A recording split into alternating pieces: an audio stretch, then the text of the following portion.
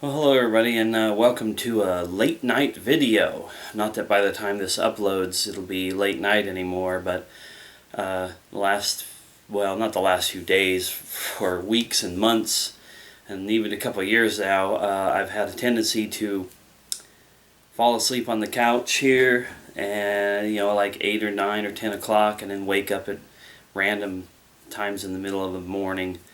And then I get up and I go back to whatever I was doing, watching videos or getting online. So anyway, before I fell asleep last night, because it's like 2 in the morning now on a Monday, I had planned on sitting down and trying to do at least a video or two of something. And I struck upon this idea I'd actually been thinking about for a while. I wanted to share some of my favorite comedy movies, but I wanted to share movies that were either, due to their age, old enough that a lot of people nowadays may not have heard of them, or at least watched them, plus a few kind of just random, not quite so hugely popular movies. There's my lighting source back again. So, in other words, I didn't want to throw out some of my favorite comedies that were really, really popular, like say the Austin Powers trilogy, which are 3 movies that I really, really love, or even something like The Big Lebowski, which is a kind of a cult classic, but most people have usually heard of it and probably seen it along the way. Anyway, whatever, it doesn't matter. I just didn't want to get it loaded down with a bunch of, like say American Pie series, Hangover series, movies that are oversaturated regardless of when their release was. These, in my opinion, are movies that weren't oversaturated and aren't known by everybody because of their age or because of how obscure or offbeat they may have been. Anyway, enough of that. This is 11 movies. There's no order to this. These are just 11 of my favorite comedies that maybe somebody watching this hasn't heard of but will give a shot to. And I'm going to start with the older ones, roughly chronological. The first, I'd say probably 6 or 7, are mostly movies from the 80s. And I'm going to start off with this movie, which is Roxanne, starring Steve Martin, he with the gigantic nose there. Let me just tell you what I know about this movie in terms of, like for example, why he has a gigantic schnoz. Roxanne is basically like a modern day, 80s retelling of the Cyrano de Bergerac story. I don't know much about that story other than that the main character in it had a huge nose and it was set back in another time. Like I said, I'm woefully uneducated about Cyrano de Bergerac. I just familiar with him from this and a few things along the way. I'm going to lose my other lighting source, but I think that's fine.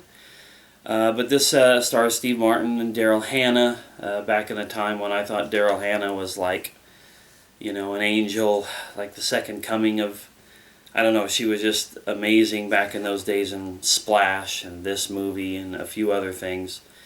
What I love about this movie is, well, it's Steve Martin comedy. It's crazy, it's physical comedy, it's great one-liners. The best part of this movie is when he challenges a guy in a bar to come up with a better crack about his big nose than what he had come up with. And the guy was flustered and frustrated and said, well, I suppose you can do better. Like, what kind of idiot would say something to a guy with a gigantic nose who's probably heard jokes all his life? And why would you challenge that guy to come up with better one-liners? And he strung off 20, which was just, by the time that was done, I still, laughed my ass off at it. But it's kind of a love story. It's kind of a weird love triangle story. Basically, he is the head of a fire department in some Colorado town, and he falls in love with her when she moves into town, but she finds herself physically attracted to some new firefighter guy who then enlists Steve Martin's character to kind of write his lines for him on how to talk to her and how to approach her and stuff. And it's just a good. You have to understand 80s comedy. It's not necessarily like, it's not G-rated, but it's also not like heavily R-rated. It's nothing that you couldn't sit down and watch with your mom or something like that, I guess. I don't know if that's the perfect way to describe it, but it's a good movie. Check it out. I thought I had a Blu-ray copy of it. Maybe I do somewhere in the house. But this is a full screen copy. I thought that there were widescreen copies of the DVD and Blu-ray, but this is what I've ended up in my collection, is a full screen copy, which I'm not happy about that, but it looked fine. When I bought it a couple of years ago, I watched it and I barely noticed it. So anyway, we're going to jump to another 80s comedy movie, another one of my favorite ones, and this is Brewster's Millions, starring Richard Pryor and John Candy up here. And this is a really interesting, the premise of this is really, really interesting. Richard Pryor plays this guy named Montgomery Brewster. He's like a minor league baseball player, and he doesn't have a whole lot of success, and money, of course, is tight, and like a lot of us, myself in particular right now, wish I could stumble into a whole bunch of money and just be financially set for the rest of my life. But he discovers that he had a long lost relative that was like a millionaire / billionaire, someone he'd never met, didn't know anything about, and this guy sends this video message to him. Well, he summons him to sit down. It's not like today where you get a message on the internet.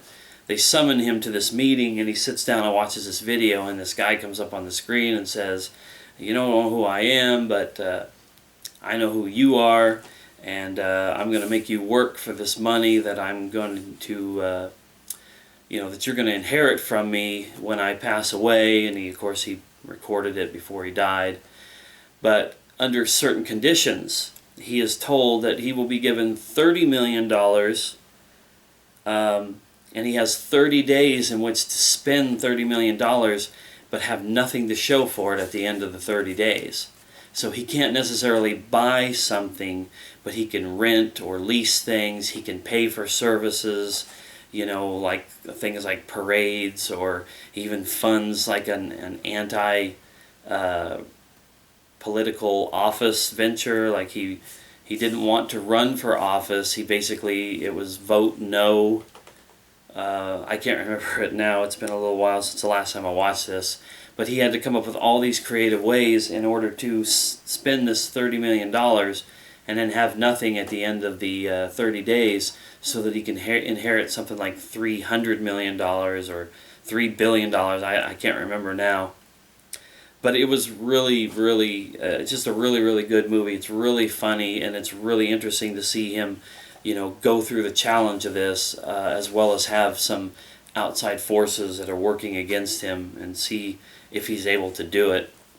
And it had a moment in the movie that was one of my favorite moments in a movie ever. He leased out or rented, I can't remember, several floors on like a hotel or a condominium or something like that in a high-rise building. That was where him and his entourage was going to live for that 30 days. And he hired some interior designer to create a room, design the interior of his apartment. And every time they would do it and set it up, he'd be like, "Okay, that's great, but now I want you to try something else." Just had him keep doing it over and over again. And at the very end of the movie, they did it and they presented it to him, because they were under the impression that he just wasn't happy with it. And he told them to create a room where he could, like a room that he could die in. And at the very, very end, they created this really nice looking room. And he's like, you did it. I'm paraphrasing it now, but he said something like, "Yeah, this is definitely a room I could die in." And then, of course, they had to take it all down because that was the end of the 30 days, and the money was about to be all gone. I don't know. It's something you'd have to watch to be able to really understand what I'm talking about. But Brewster's Millions, that's a really, really good 80s comedy. Here's another one, probably a little less known because, like Richard Pryor was a big, big name. Steve Martin, they were both big, big names back then in this kind of movie. This one here is a little bit more of an ensemble cast. It's led by Michael Keaton, but it's called The Dream Team. I don't think the lighting is coming through very, very well for these movies, but there you go. It's Michael Keaton, Christopher Lloyd, Peter Boyle, and Stephen Furst. And this is this is a very interesting story. It's about these people who are in a like a group therapy thing. Michael Keaton is there because he's basically a habitual criminal, and somehow or another he's managed to cop some sort of a insanity plea or whatever, and he gets stuck in with a bunch of mental patients. And their doctor, under the behest of Michael Keaton's character, is able to get them out on like a weekend trip to the city, which was in Chicago. No, I'm sorry, it's in New York. I thought it was Chicago. Maybe I think it's Stephen Furst's character wears a Cubs hat for a lot of the movie, if I remember correctly.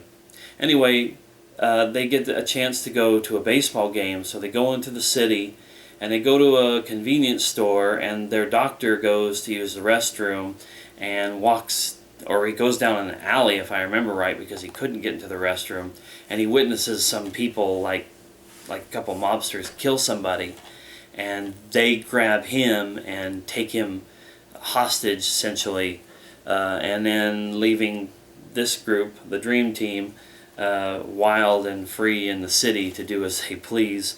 And with Michael Keaton's character, the way that he takes over and takes him, and he goes to visit his girlfriend, and he goes to the ball game, and just all kinds of crazy shenanigans. And it's just a perfect cast. I mean, that's some big names there. Christopher Lloyd, if you don't know him from anything else, surely you remember him from Back to the Future. Peter Boyle, I think Peter Boyle was later on Everybody Loves Raymond or some sort of a sitcom like that. But I remember Peter Boyle from a particular X-Files episode that actually won him an Emmy, if I remember correctly. So anyway, that's a really good one to check out. Here's an interesting story behind this movie here. This movie is called Disorganized Crime. And this has got quite the cast in it. Lou Diamond Phillips, Corbin Burnson, let's see, Hoyt Axton, Fred Gwynn, Ed O'Neill. This has got a really, really good cast, especially for the time. This movie probably isn't going to show me on the back what year, but I'm pretty sure it was late 80s. What always drew me to this one was where it was set and where it was filmed. It was set in Montana, Hamilton, Montana, if I remember correctly, which was not that far away from where I lived for several years, even up to and around the time that this was filmed there. But anyway, this was a movie about some bank robbers who were, I believe they were already captured by Fred Gwynn, who was the cop, and then they managed to escape while they were traveling across the country, and they were in Montana. No, it wasn't Fred Gwynn. It was the two guys here, which is Ed O'Neill from Married with Children, and his partner there. They were the ones who had him. I believe they got, but like I said, anyway, it's something along the lines of they got free, and they were in a small town in Montana, and they decided they would go hit the bank there, figuring it would be an easy score. And of course, in a movie like this, it's never an easy score. And there's all kinds of crazy shenanigans that happen. But it was actually filmed in a little town in Montana. So it's not like Hollywood movie magic and them doing some outdoor scenes in some place in California that looks like Montana. It really legitimately was filmed there. Anyway, that's a good one. A lot of these movies, I should probably note, a lot of these movies so far I have seen go through the $5 DVD bin at Walmart. So these are not very expensive movies if somebody wanted to check them out that way, or just see if you can stream them from somebody like, you know, Vudu or Netflix or Amazon Prime. Okay, the next couple of movies, at least the next two movies, may qualify as something not quite as obscure as I was trying to project in the beginning, but I just wanted to include them one way or another. If anybody is a Rodney Dangerfield fan, you've got to see Back to School. In my opinion, of the movies that I've seen of his, and I haven't seen everything that he's done, but things like Easy Money, and some other movies that I just can't think of at the moment. But to me, this was Rodney Dangerfield's funniest movie. This is the best movie that he did. I've watched this movie ever since it came out back in the 80s on VHS. I don't have that VHS anymore, but I mean, obviously I've got my DVD now, and that's more important because it looks great.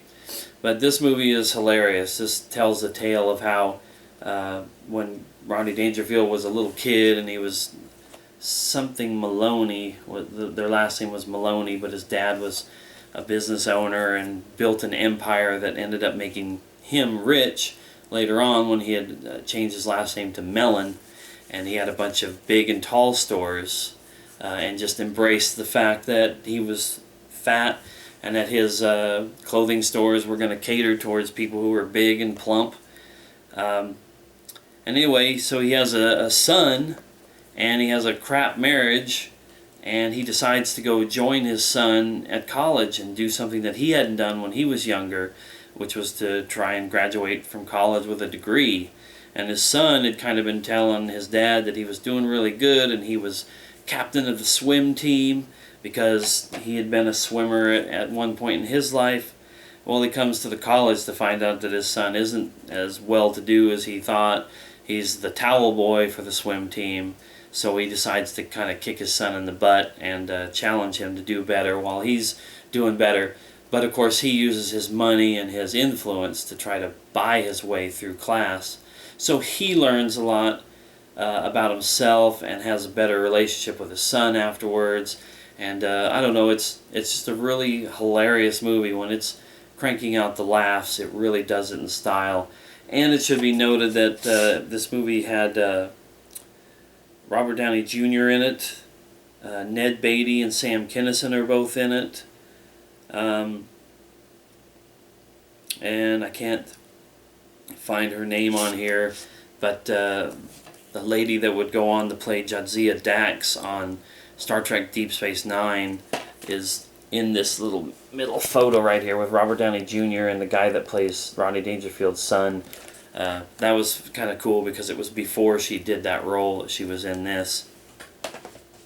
So Back to School, that's my personal pick for the best Rodney Dangerfield movie that I've ever seen. Now, this is another one that, due to like its cult classic status, is probably a little bit more well-known than some of the other movies I've shown, but I couldn't pass it up. This is the immortal Pee-wee's Big Adventure. I've been a fan of Pee Wee Herman ever since the first time that I saw him, which was on Pee-wee's Playhouse, the kids' TV show, like Saturday morning TV show that he had back in the late 80s before the controversial arrest that was made for Pee Wee Herman because he was caught in some sort of a adult movie theater, you know, getting his thing on with himself. But he recovered well, and Pee-wee's still pretty popular to this day. And he had two movies out, Pee-wee's Big Adventure and Big Top Pee-wee. I like Big Top Pee-wee, but it certainly is not of the caliber of Pee-wee's Big Adventure. This is a Tim Burton movie, which I'm not sure that a lot of younger people would know. They're going to think of Tim Burton for some of the stuff he's done more recently, movies he's done with Johnny Depp and whatnot. Like, I can't even think of anything that comes to mind. I mean, Edward Scissorhands, but that was, you know, close to around the time of this. I'm not a big Tim Burton fan, but I appreciate his touch on stuff like this.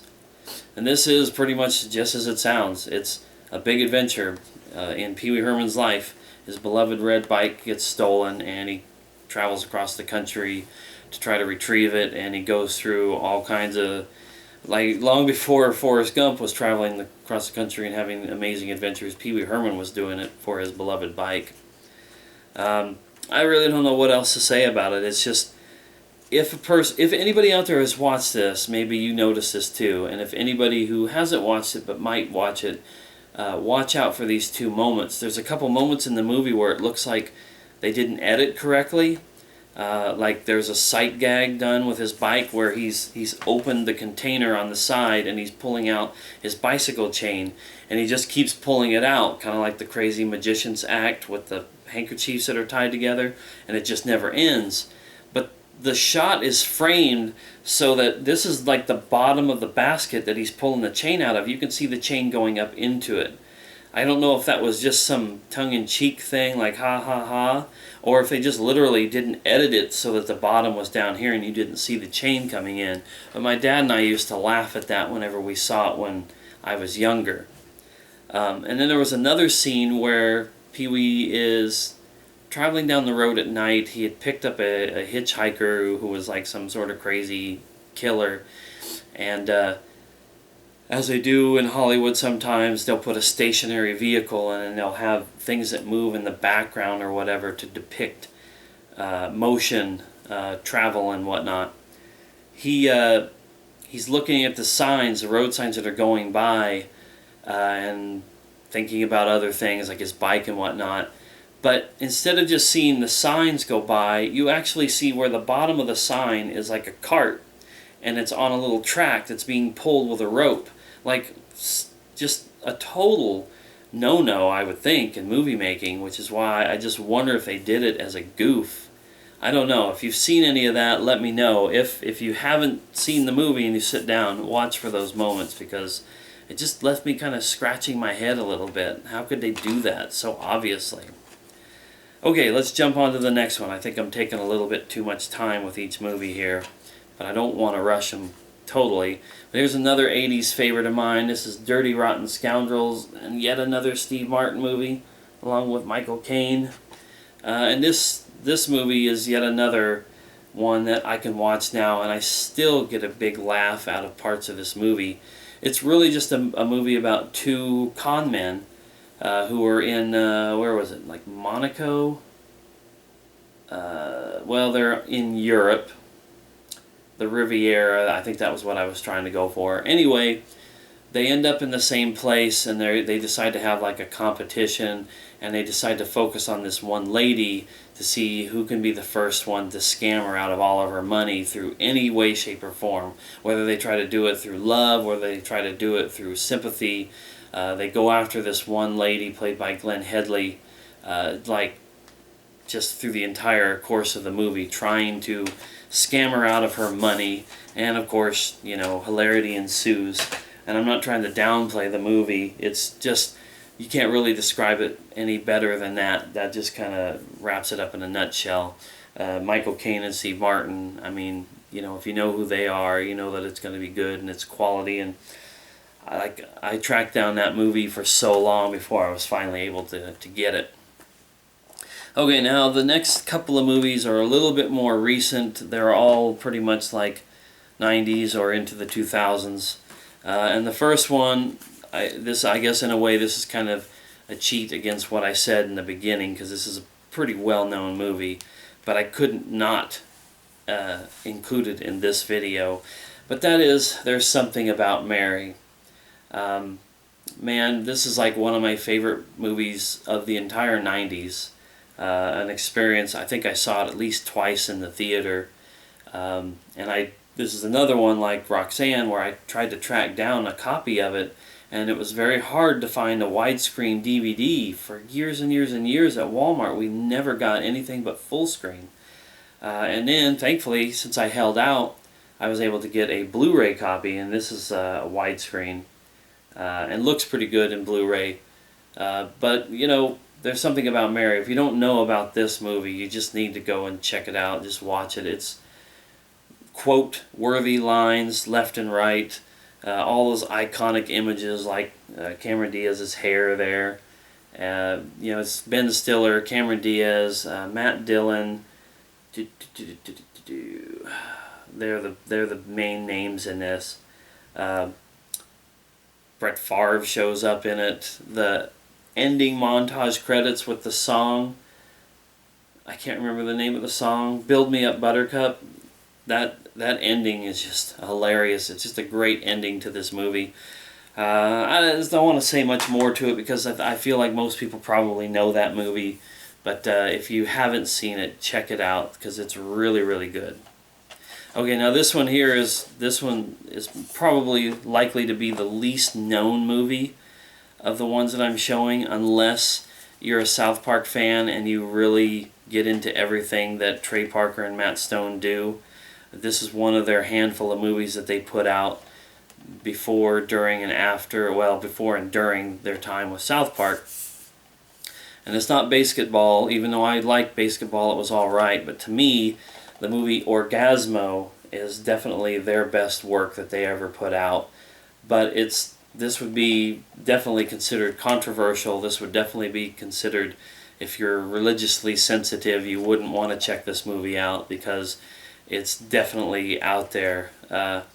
It's about Trey Parker's character is a Mormon, and he's come to LA to, on his mission. I don't know that much about Mormon stuff, but I had a friend who, all of his brothers went out to different places in the world to do their time. I'm not talking about like prison sentence, but anyway, he goes to LA with his friend and has to try to make ends meet, and through some crazy ass shenanigans ends up working in the porn industry. I just don't know how else to put it than that. It's really, really funny if you don't mind things that are vulgar, if you don't mind things that are, there's not, like, this is rated NC-17. It says for explicit sexual content and dialogue. To be honest with you, though, there's not a lot of actual nudity, but it is very graphic and explicit and stuff. So if that kind of thing is not for you, don't watch this. If you don't mind that kind of stuff, definitely watch this because it's freaking crazy. It turns into almost like a superhero movie because he's playing this crazy superhero character in the porn movies, and then they have actual porn people that do the sex part. He just does the acting part. I don't know. Like I said, I'll just leave it at that. Check it out at your own risk. I got 2 more movies to show off here. One of them that's kind of a standard comedy, and then another one that gets into some more of the outrageous stuff. But this movie is called The Replacements. And this is a Keanu Reeves movie. Gene Hackman. Orlando Jones is in it. Jon Favreau. I hope I'm pronouncing his name right. And Brooke Langton, who plays the cheerleader in this, who I think is just absolutely gorgeous, and I hardly ever see her in anything. It's kind of too bad that she didn't become a bigger and more famous actress after this movie. But this is a movie about like the NFL or a similar National Football League type entity goes on strike, and a bunch of scab football players come into the league and play and have their chance to shine. And of course, they're all crazy. They're, ex-cons and college burnouts, kind of like Keanu Reeves was. And Gene Hackman is the coach who, tries to take them to a successful season under all the harsh conditions. But really, it's just a whole lot of fun and shenanigans and craziness, and another favorite comedy movie of mine. And now this is the last movie on this particular list, and I might do another favorite movie where I cover stuff like, Austin Powers movies and a bunch of other more mainstream and well-known comedies. But anyway, we're going to wrap this up with Grandma's Boy. This is a movie that's done by, it's Happy Madison Productions, which is Adam Sandler's production company. But Adam Sandler's not in it, but several of his friends who are in a lot of his movies are in it. I can't remember off the top of my head this guy here in the middle. I think his name is Alan Covert, because I'm seeing that name on the back here. Yeah, Alan Covert. I'm pretty sure that's who the guy in the middle of the thing is. This is the slipcover. I had to track down the slipcover version. This is the crazy animated cover of it that shows a little of the shenanigans that go on in this movie. But the most important thing to talk about in this one is the premise of it. The reason why I was attracted to it is because it's about a guy who's a video game tester. He's 35 years old, so he's a little bit further along in life. That's not quite as old as I am right now, and I'm still big into video games. But he tests video games, and he's even trying to design his own video game. And it shows all the crazy things that happen at his job and with all of his bizarre friends. This is, like I said, this one here, the caution on the front says, "This film contains images and themes such as primates sipping herb, scantily clad women, scantily clad geriatrics, metal legs, sweet car beds, and a lot of dorks playing video games. If any of these things spark your interest, we should definitely hang out this weekend. Enjoy the movie." I'm not a big fan of stoner movies. I'm not a big fan of the movies where there's a lot of pot smoking and drug taking in general. But for the sake of this movie, it really complements the humor more than you would ever think. Unless you're somebody who likes movies like Dazed and Confused and whatnot, and you don't care about that, then this is probably right up your alley with all the drug references that are on it. I liked it though because of the video game stuff. It just really put me in a world that I knew didn't really exist. It wasn't this crazy and super having fun, you know, as people sit around and test and make video games. But it's just hilarious. There's so many great moments in it that this is a movie that definitely I need another watch through sometime soon, because it's been, gosh, I'd say this came out in 2006. I'd say it's probably been at least 5 or 6 years since I've watched it. So anyway, that's going to wrap it up. I'm trying not to make these videos so long. Now that I know that I can make longer videos, I don't want to deluge my channel with, you know, nothing but videos that are 25 and 30 minutes or longer. So hopefully you enjoyed this movie-related video of some of my favorite kind of sort of obscure comedy films. I want to do more video or more movie-related videos in the future. So like I said, I may do another one talking about some of the more mainstream comedies that I'm into, but also sci-fi movies, animated movies, horror movies, although I'm not super big into the horror movies. And just etc. etc. I think you understand what I'm saying. So I'm going to wrap this up so I can maybe watch some YouTube before I go back to bed. So thanks a lot for watching, guys. I'll see you next time.